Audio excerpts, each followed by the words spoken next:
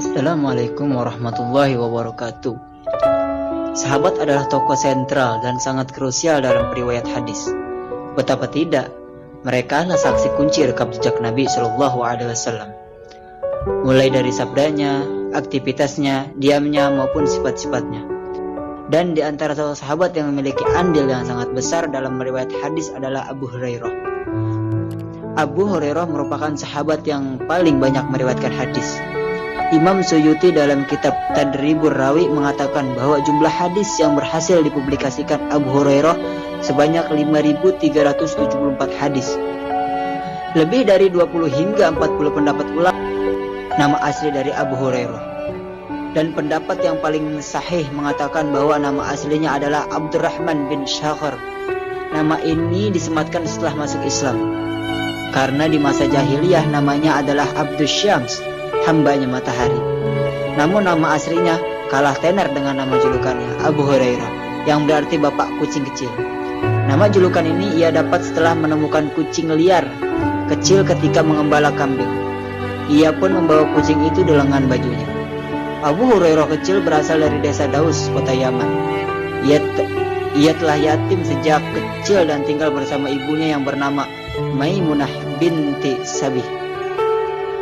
Abu Hurairah masuk Islam ketika perang Khaybar tahun ke-7 Hijriah di bulan Muharram, hingga ia hanya dapat berkumpul dengan Nabi Shallallahu Alaihi Wasallam. Sekitar 4 tahun, waktu yang sangat singkat ini ia gunakan dengan maksimal untuk menimba ilmu sedalam-dalamnya dari sosok panutan umat Islam. Meskipun ia sangat miskin dan sering menahan lapar, bahkan seringkali ia menganjal perutnya dengan batu, namun ia tetap giat belajar hadis Nabi Muhammad SAW.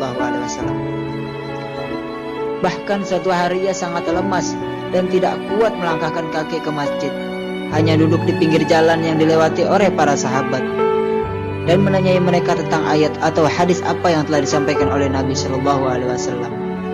Ketika para sahabat Ansor dan Muhajirin sibuk mengembangkan bisnis-bisnis mereka, maka Abu Hurairah lebih memilih mendatangi majelis Nabi SAW, melayani Nabi SAW, menggali informasi tentang Nabi Muhammad SAW kepada istri-istrinya. Ia pun tidak pernah absen berjamaah dengan Nabi SAW.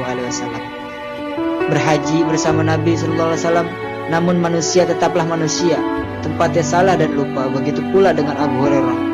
Banyak hadis yang ia dapatkan dari Nabi SAW, namun ia lupa.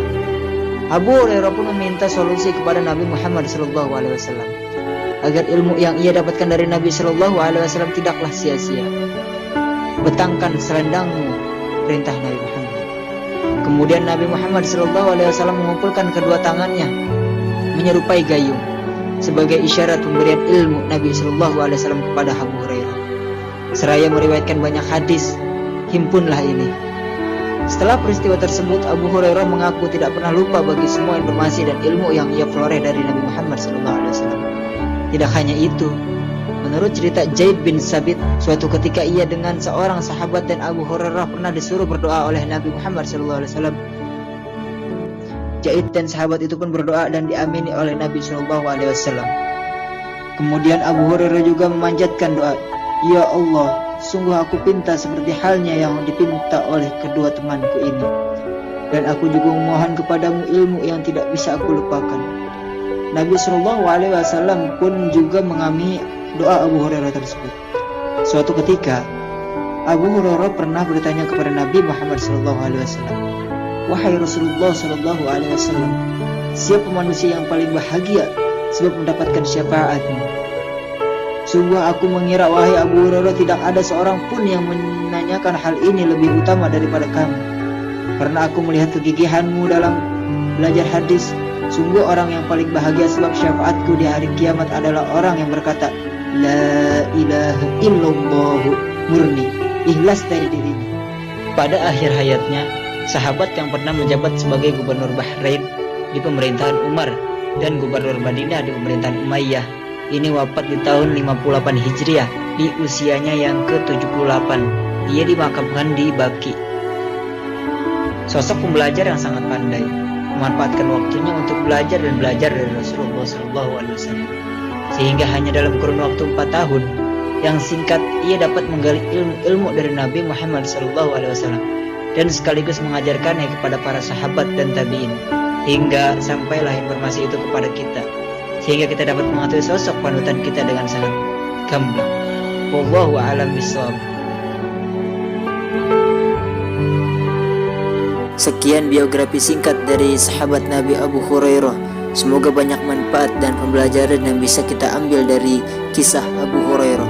Sekian dari saya. Wassalamualaikum warahmatullahi wabarakatuh.